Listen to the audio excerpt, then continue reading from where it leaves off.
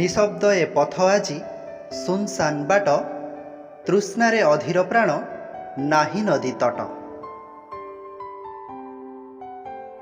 रौद्र उत्तापरे पुणी जर्जरित पाद कठौहीन ए यात्रा दुर्गम विपद।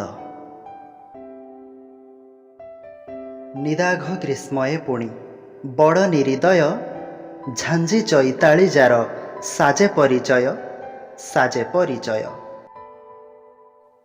बंदी वसुदेव पुणी शिकुली आबद्ध दुर्लंघ्य जमुना क्षण प्रभार शबद। मनगति क्षिप्र धाई जाए अश्ववेगे असहाय काय केउँ पापभार भोगे। पुनेई तो जाए आसे अमावास्या राति अवधित टली जाए न टले विपत्ति। आकाश की भांगीदेला सुआसारी मन पंजुरी रे रहिबाकू पकेइला राण।